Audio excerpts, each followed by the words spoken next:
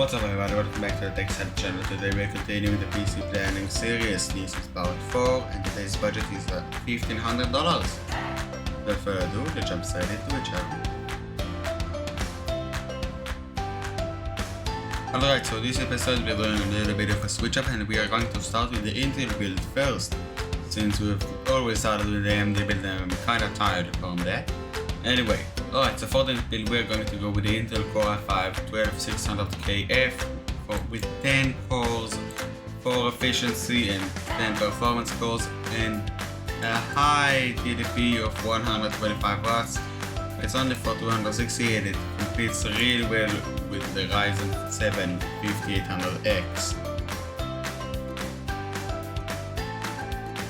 Alright, and because of that high TDP, we're going to have to go for water cooling on this build. So we're going to go with the MSI Mag-Core Liquid 240R because it's a relatively cheap, relatively quiet water cooler. For this price, you're not going to find much better than that. No, you're not going to find anything better than that. So let's go for the motherboard.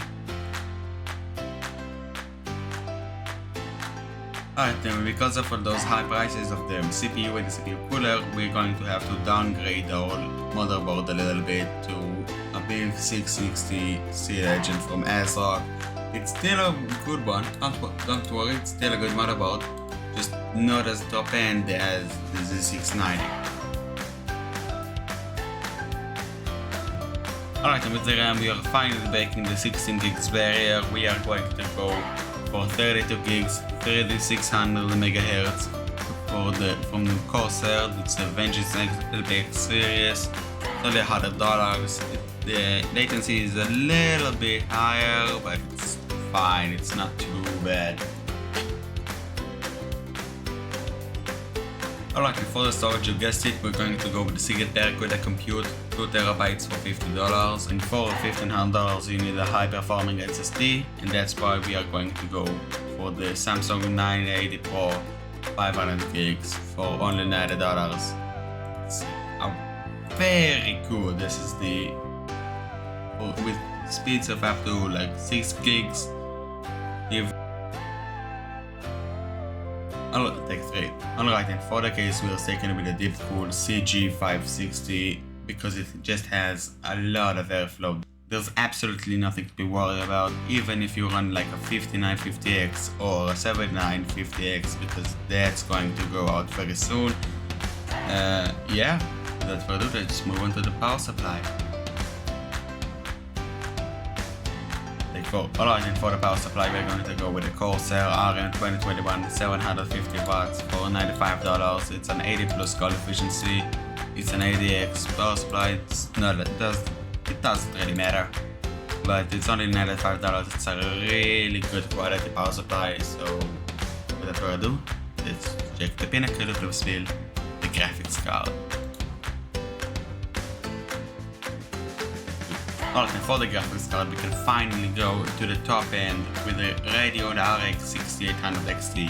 You probably noticed that I'm only picking AMD cards for this one because I'm going for a standpoint where you don't really need ray tracing. I'm just going for raw performance, not ray tracing or nothing. So, alright, and that brings the total cost down to $1,485.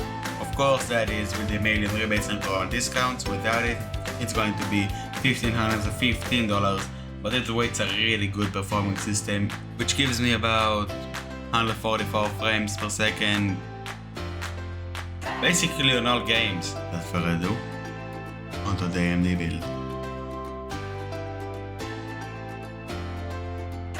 Alright, this is the AMD build, and for the CPU we are going to go with the AMD Ryzen 7 5800X.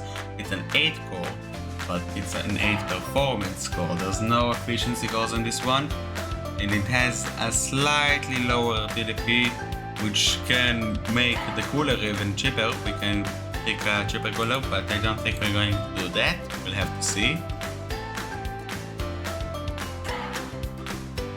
Alright, and for the motherboard, we basically have to go with the V550A Pro from MSI. This is the board I own. I literally own this exact model. It's literally everything I need. It's not an X70, it's not fancy, but it's cheap as fuck and it delivers everything that you need. PCIe Gen 4, although PCIe Gen 5 is rolling out in the next gen, but you don't need more than that. As a victory. Alright, and that brings the price down to $1,490, which is only $5 more expensive than the Intel one. We did not change the cooler in the end because you don't really want an air cooler to go on the CPU.